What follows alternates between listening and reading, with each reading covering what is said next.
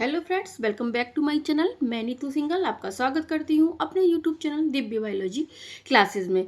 तो फ्रेंड्स, हम एनसीईआरटी के टॉपिक्स पढ़ रहे थे। उसमें हमने सेल बायोलॉजी वाला टॉपिक हमने स्टार्ट कर किया था। उसमें मैंने आपको prokaryotic, eukaryotic cells, cell membrane, cell wall के बारे में पढ़ा दिया था।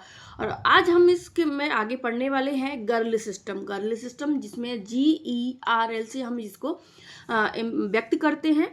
जिसमें जैसे G यानी गोल्जी बॉडी, ER यानी एंडोप्लाज्मिक रेटिकुलम और L यानी लाइवोसोम इसके अंदर आते हैं। ये जो ऐसे सिस्टम गर्ल सिस्टम उसको बोलते हैं जिसमें एक दूसरे से ये सिस्टम जुड़े रहते हैं, इसके लिए इसको गर्ल सिस्टम बोलते हैं। तो इसके लिए इसमें हम सबसे पहले पढ़ने वाले हैं एंडोप्लाज्मिक रेटिकुलम के बारे में। ठीक है फ्रेंड्स, मैं आपको थोड़ा सा बता दूं कि जो फर्स्ट ग्रेड में हमारा जो सेल बायोलॉजी टॉपिक है वो ग्रेजुएशन लेवल पे है, लेकिन इसके लिए भी हमें पहले एनसीईआरटी के जो दे रखा है उसको क्लियर करना जरूरी है, क्योंकि एनसीईआरटी से ही इसमें काफ़ी हद तक क्वेश्चन आते हैं।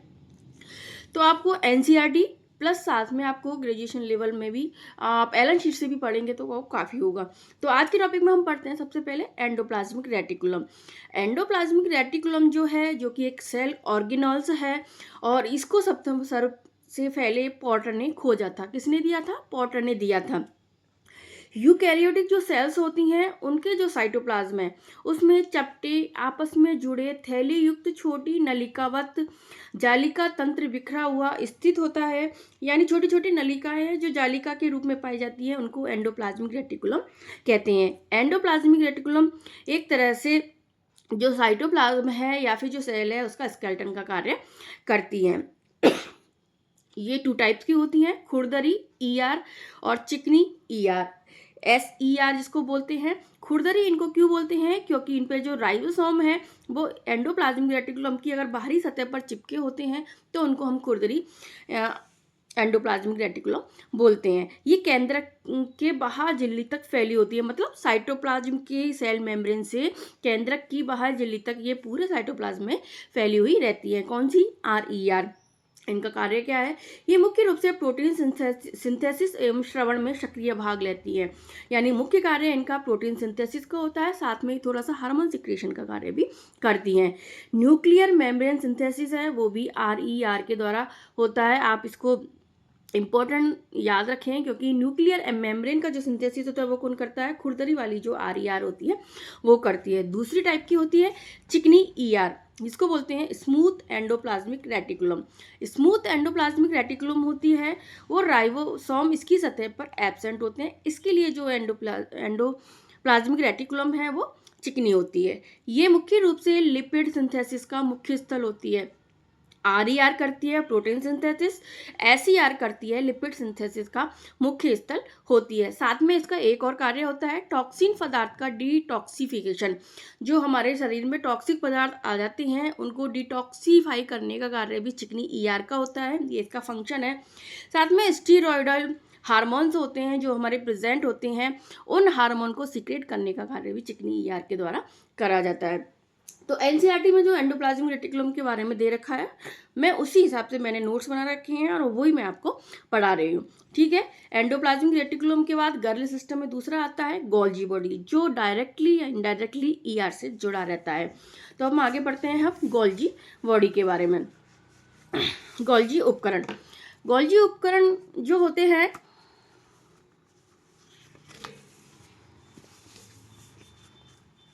इनकी खोज की थी किसने? 1898 में कैमिलो गोल्जी ने। गोल्जी उपकरण की खोज किसने की थी? 1898 में कैमिलो गोल्जी ने की थी। ये क्वेश्चन फर्स्ट ग्रेड में पहले आया हुआ है।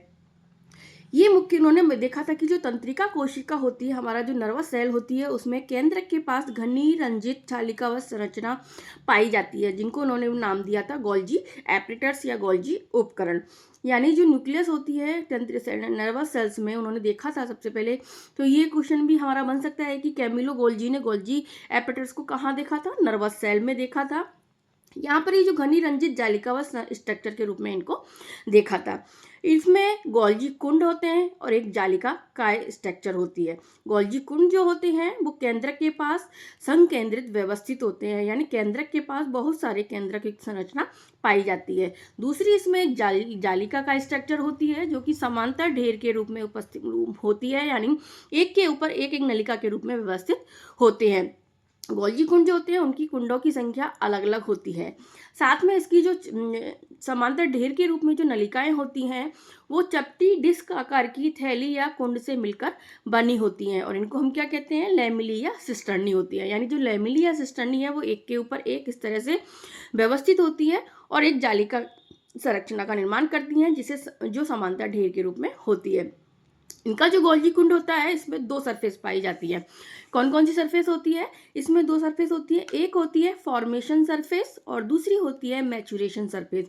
फॉर्मेशन सरफेस जो होती है उसको हम एफ सरफेस बोलते हैं। कौन सी सरफेस? एफ सरफेस बोलते हैं। जो उन्नोदर सतह होती है, यानी जो कॉनकेव होती है, कॉनकेव सतह भी इसको बोलते हैं, जो कि फॉर्मेशन का कार्य करती है। क्या? जो ग्लाइकोप्रोटीन या जो ग्लाइकोलिपिड्स इसमें बनते हैं उनके फॉर्मेशन का कार्य करती है। दूसरी होती है मैचुरेशन सरफेस, जिसे हम एम सरफेस कहते हैं, जो कि कॉन्वेक्स ट्रांस सरफेस होती है। तो हमने अभी जो देखा था कि इसमें दो सतह होती हैं, फॉर्मेशन सरफेस और मैचुरेशन सरफेस। फ्रेंड्स, ये क्वेश्चन पहले आया हुआ है कि गोल्जी ऐसा कौन सा ऑर्गेनल है जिसमें दो सतह पाई जाती हैं, तो वो है गोल्जी ऑपरेटर्स। इसका जो मुख्य फंक्शन है, इसका मुख्य फंक्शन होता है जो द्रव्य होता है उसको संवेष्टित यानी इकट्ठा करके इंटरसेलुलर लक्ष्य तक पहुंचाना, यानी सेल के बाहर श्रवण करना है। यानी एंडोप्लाज्मिक रेटिकुलम के द्वारा जो बनता है उसको सेल के बाहर श्रवण करना है, ये गोल्जी ऑपरेटर्स का मुख्य कार्य होता है। और मुख्य रूप से ये ग्लाइकोप्रोटीन और ग्लाइकोलिपिड के निर्माण का मुख्य स्थल होती है। यानी ग्लाइकोप्रोटीन और ग्लाइकोलिपिड, इनका निर्माण किसके द्वारा होता है? गोल्जी ऑपरेटर्स के द्वारा इनका निर्माण होता है। फ्रेंड्स, हमने देख लिया था एंडोप्लाज्मिक रेटिकुलम और गोल्जी ऑपरेटर्स के बारे में। अब ईआर और जो गोल्जी कॉम्प्लेक्स होता है उसमें एक दूसरे से संबंध होता है, निकटतम संबंध होता है। तो ईआर में जो होते हैं उनके जो राइबोसोम्स होते हैं उनके द्वारा प्रोटीन का सिंथेसिस किया जाता है। हमने देखा था कि आरईआर के द्वारा प्रोटीन सिंथेसिस होता है, जो गोल्जी बॉडी के ट्रांस रे से निकलने के पूर्व इसके कुंड में रूपांतरित हो जाते हैं। मतलब गोल्जी बॉडी है, उसका जो ट्रांस रे है वो सेल के बाहर जो प्रोटीन्स को ले जाने का कार्य करता है, उससे पहले ये इसके जो गोल्जी कुंड होता है उसमें रूपांतरित हो जाते हैं और वहाँ पे रूपांतरित होकर ये ग्लाइकोप्रोटीन में ग्लाइकोलिपिड का निर्माण करते हैं। तो इसके गोल्जी कुंड में किसका निर्माण होता है? ग्लाइकोप्रोटीन में ग्लाइकोलिपिड का निर्माण होता है और यही इसको ग्लाइकोलेशन या पैकेजिंग प्रोसेस इसको हम बोलते हैं। इसको क्या बोलते हैं? ग्लाइकोलाइजेशन या पैकेजिंग प्रोसेस इसको बोलते हैं। अब ये जो गोल्जी कॉम्प्लेक्स में कुंड में रूपांतरित होता है वो कैसे होता है कि जो संवेष्टित द्रव्य होता है वो ईआर की जो वेसिकल्स होती है उसके रूप में गोल्जी बॉडी के शीर्ष सिरे से संगठित होकर मैचुरेशन सरफेस की ओर गति करता है। गोल्जी बॉडी का शीर्ष सिरा कौन सा होता है? एफ सिरे से संगठित होकर मैचुरेशन ट्रांस सिरे की ओर गति करता है। तो जैसे ही वहाँ पे गति करता है तो इसके अलावा जो आरईआर में प्रोटीन सिंथेसिस हुआ है और एसईआर में जो लिपिड सिंथेसिस होता है वो दोनों गोल्जी बॉडी में आ जाते हैं और यहाँ पर ये शुगर से जुड़ते हैं। शुगर से जुड़ने के बाद ग्लाइकोप्रोटीन में ग्लाइकोलिपिड का निर्माण करते हैं। तो इस तरह से ईआर में जो राइबोसोम ईआर में जो प्रोटीन और ग्लाइकोलिपिड का निर्माण होता है वो गोल्जी बॉडी में मॉडिफिकेशन शुगर यानी कार्बोहाइड्रेट से जुड़कर ग्लाइकोप्रोटीन और ग्लाइकोलिपिड में मॉडिफाई हो जाते हैं। इस तरह से ये दोनों एक साथ मिलकर काम करते हैं। ग्लाइकोलेशन या पैकेजिंग प्रोसेस इसको हम बोलते हैं। अब हमारा जो गर्ल सिस्टम है उसमें हम अगला है जो ऑर्गेनल आता है वो आता है लाइसोसोम। लाइसोसोम एक झिल्ली पुटिक संरचना होती है, स्ट्रक्चर होती है, जो कि ये भी पैकेजिंग प्रोसेस में काम आती है। ये पैकेजिंग प्रोसेस में जो गोल्जी बॉडी होती है उसके द्वारा झिल्ली पुटिका रचना का निर्माण होता है। इनको हम लाइसोसोम कहते हैं। यानी लाइसोसोम का निर्माण किसके द्वारा होता है? गोल्जी बॉडी के द्वारा होता है। पृथक्कृत लैनकाय पुटिकाओं में जल अपघटनीय एंजाइम इसमें प्रेजेंट होते हैं। यानी इसका मुख्य कार्य यही होता है क्योंकि इसमें हाइड्रोलाइसिस एंजाइम या जल अपघटीय एंजाइम पाए जाते हैं, जिनकी पीएच क्या होती है? जिनकी पीएच होती है 5 के लगभग, जो अम्लीय होती है। यानी ये क्वेश्चन इंपॉर्टेंट है कि लाइसोसोम में जो एंजाइम्स होते हैं उनकी पीएच क्या है? 5 होती है, जो अम्लीय होती है। और इनमें कौन कौन से एंजाइम होते हैं? हाइड्रोलिसिस, लाइपेसेस, प्रोटीएस, कार्बोहाइड्रेटेस या एमाइलेज एंजाइम होते हैं। जैसे नाम से पता चलता है, हाइड्रोलिसिस H2O का, लाइपेसेस लाइपेज का यानी लिपिड का, प्रोटीएसिस प्रोटीन का, और कार्बोहाइड्रोजेसिस या एमाइलेज एंजाइम है वो कार्बोहाइड्रेट के पाचन में सक्षम होते हैं। तो इस तरह से लाइसोसोम में मुख्य रूप से carbohydrate, protein, lipid, nucleic acid के पाचन में ये सक्षम होती हैं, इनमें पाचन होता है। तो अब हम ये लाइसोसोम के बारे में। अब अगला है, इसमें एक और अंग होता है साथ में इनके, वैक्यूल्स। वैक्यूल्स जो होती हैं वो एक राजधानी जिसको बोलती हैं, ये मुख्य रूप से प्लांट्स में पाई जाती हैं। ये एक झिल्ली द्वारा आवृत होती हैं, एकक झिल्ली द्वारा आवृत होती हैं। इस झिल्ली को राजधानी, जिस झिल्ली से आवृत होती है उसको हम क्या बोलते हैं? टोनोप्लास्ट बोलते हैं।